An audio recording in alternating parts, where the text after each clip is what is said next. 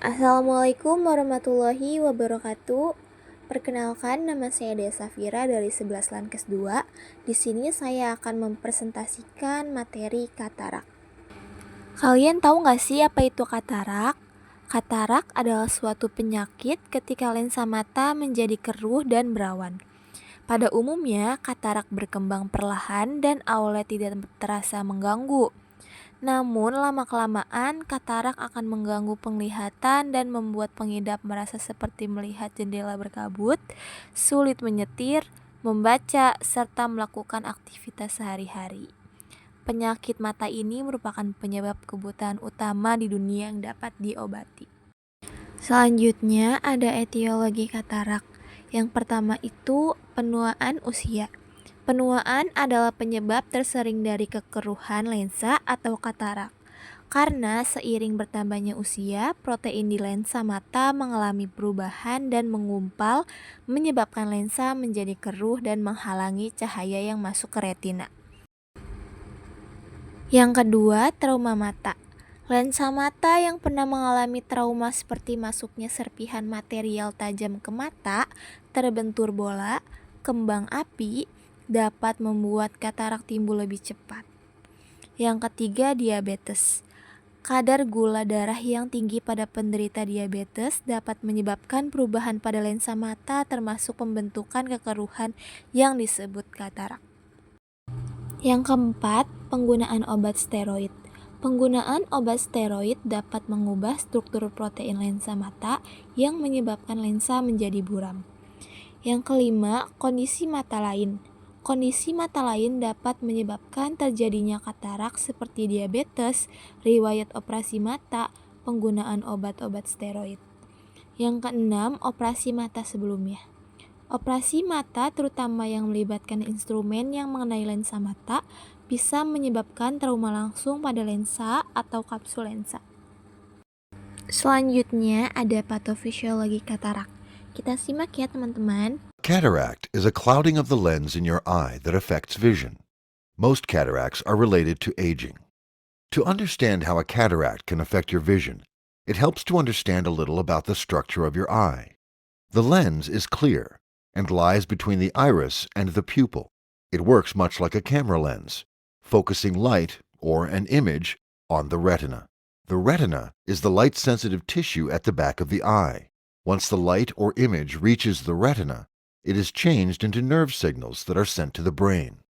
Besides focusing light on the retina, the lens also adjusts the eye's focus, letting us see things clearly both up close and far away. The lens must be clear for the retina to receive a sharp image. The lens is made of mostly water and protein. The protein is arranged in a precise way that allows light to pass through it without distortion. But as we age, proteins in the lens clump together, causing a cataract. At first, the protein may clump together and cloud in a small area of the lens. Over time, the clumps may increase in size and number, clouding more of the lens. If the lens is cloudy from a cataract, the image you see will be blurred and colors may appear faded. Nah, bisa dilihat perbedaan antara mata normal dengan mata katarak.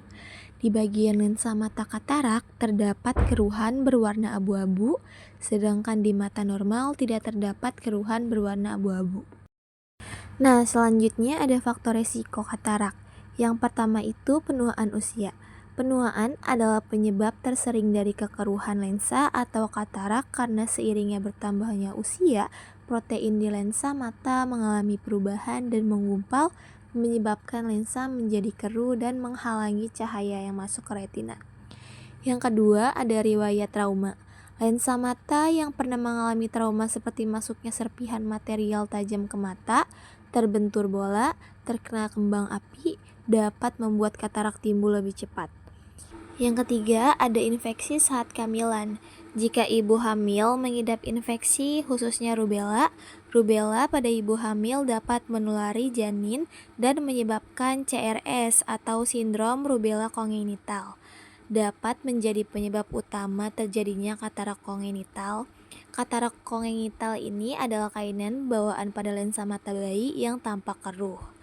Pada anak yang dilahirkan katarak kongenital, dapat terjadi pada salah satu atau kedua mata anak.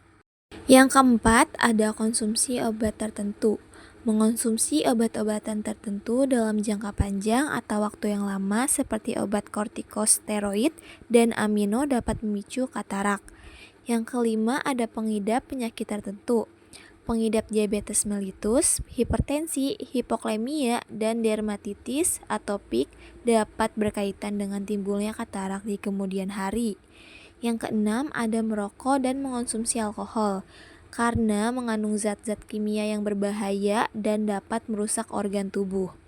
Yang ketujuh, ada paparan sinar matahari karena sinar UV dapat merusak protein lensa mata yang kemudian menyebabkan lensa menjadi keruh.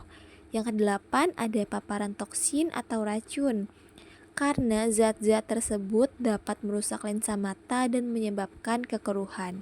Yang kesembilan, ada genetik karena kelainan atau mutasi pada gen yang mengkode protein kristalin yang merupakan komponen utama lensa mata. Protein kristalin ini adalah protein struktural utama dalam lensa mata yang berperan penting dalam transparansi dan fungsi lensa. Yang ke-10, ada riwayat operasi pada mata. Operasi mata terutama yang melibatkan instrumen yang mengenai lensa mata bisa menyebabkan trauma langsung pada lensa atau kapsul lensa. Selanjutnya ada manifestasi klinis. Yang pertama itu pandangan kabur seperti berkabut. Yang kedua, melihat lingkaran di sekeliling cahaya. Yang ketiga, pandangan ganda. Yang keempat, ada penurunan penglihatan pada malam hari. Yang kelima, ada rasa silau saat melihat lampu mobil, matahari, atau lampu. Yang keenam, ada sering mengganti ukuran kacamata. Yang ketujuh, warna di sekitar terlihat memudar. Selanjutnya, ada diagnosis katarak. Yang pertama itu ada pemeriksaan lapang pandang. Pasien untuk fiksasi pandangannya di bagian nasal pemeriksa. Memeriksa dimulai dari mata kanan dengan meminta pasien menutup mata kirinya dan pemeriksa menutup mata kanannya. Pemeriksa menggerakkan jarinya dari arah perifer ke sentral dengan jarak jari di tengah-tengah pemeriksa dan pasien. Bila pemeriksa sudah melihat jarinya, maka ditanyakan ke pasien apakah jari sudah terlihat oleh pasien.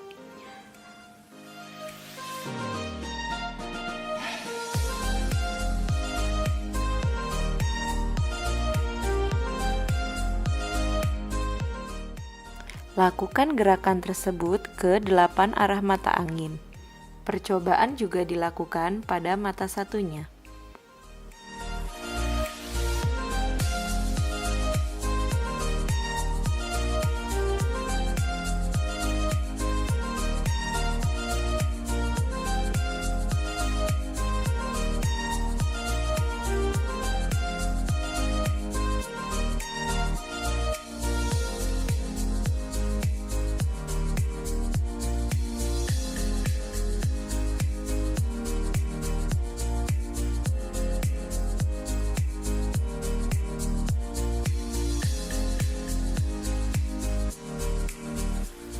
Menjelaskan pada pasien tentang hasil pemeriksaannya. Selanjutnya ada pemeriksaan shadow test.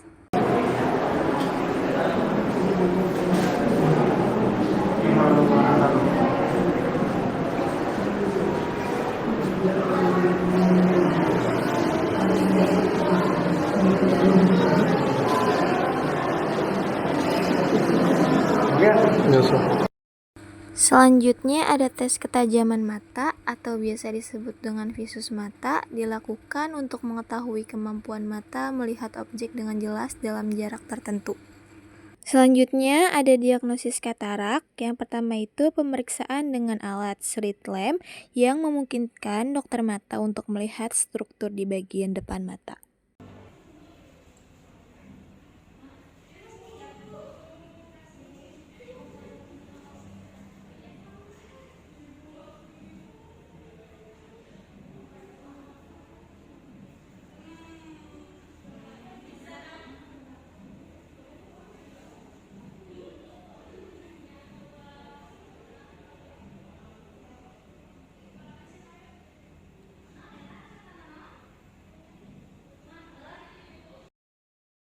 Yang kedua, pemeriksaan oftalmoskopi daerah retina untuk mengetahui adanya kelainan pada berbagai organ lain di dalam mata. So they're not focusing on the light. Can you look in the distance at that spot way down at the end of that room?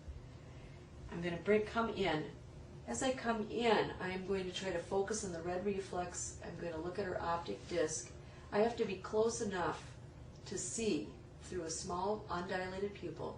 I rest my third finger on her cheek, and this allows me to get as close as I need to. Another way to do it is to put my thumb on her forehead and then rest my ophthalmoscope right on her thumb, on my thumb.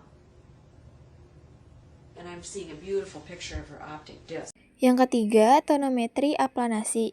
Tes ini mengukur tekanan cairan di mata.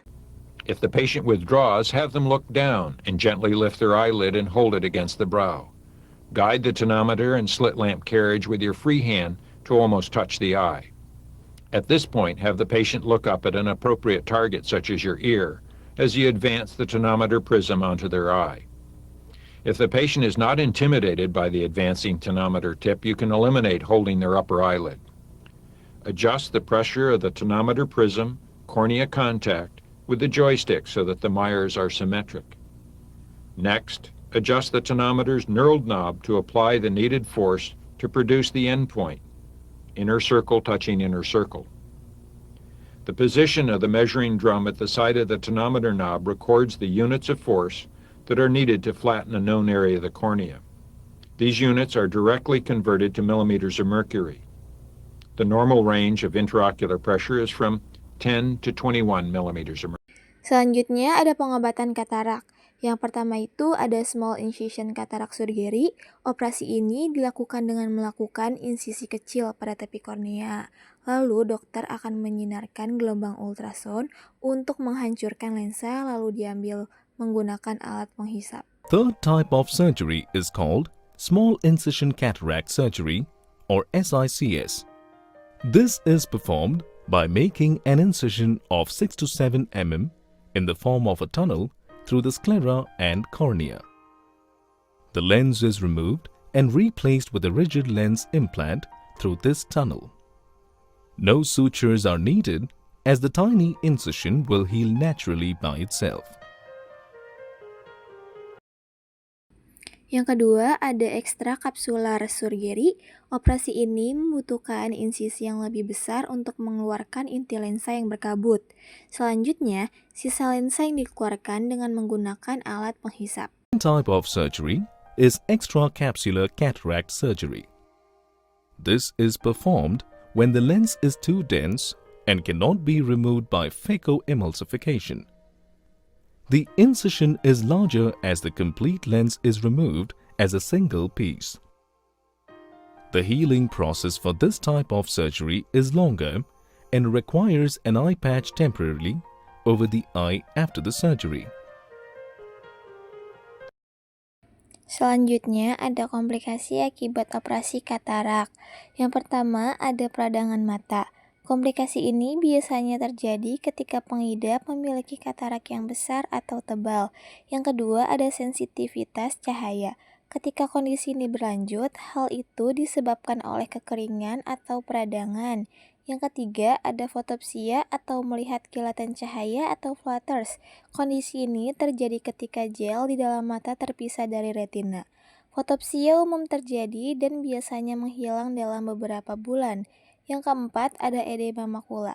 Hal ini disebabkan oleh penumpukan cairan di makula, bagian tengah retina, di bagian belakang mata. Yang kelima ada ptosis atau kelopak mata turun. Komplikasi ini terjadi akibat trauma operasi. Yang keenam ada dislokasi lensa intraokular. Ini terjadi jika impan lensa intraokular baru tidak terpasang dengan benar di kantong kapsuler mata yang menahannya di tempatnya atau dislokasi. Yang ketujuh ada retina robek atau terlepas. Ini lebih mungkin terjadi pada pengidap yang lebih muda dan merupakan akibat dari retina yang menarik diri dari bagian belakang mata. Yang kedelapan ada posterior capsule opacification atau PCO atau katarak kedua. Terjadi karena operasi katarak mengangkat bagian depan lensa tetapi membiarkan bagian belakang tetap pada tempatnya. Selanjutnya ada pencegahan katarak. Yang pertama itu ada primer, yaitu mengonsumsi buah dan sayuran, memakai kacamata hitam saat cuaca terik, kelola masalah kesehatan lain seperti diabetes yang dapat meningkatkan resiko katarak, lalu berhenti merokok dan mengonsumsi alkohol, lalu memperbaiki pencahayaan di rumah. Lalu yang kedua itu ada sekunder, memeriksa mata secara teratur, membatasi kebiasaan menyetir pada malam hari. Yang ketiga itu ada tersier, memeriksa mata secara teratur, pemeriksaan lapang pandang, pemeriksaan ketajaman penglihatan.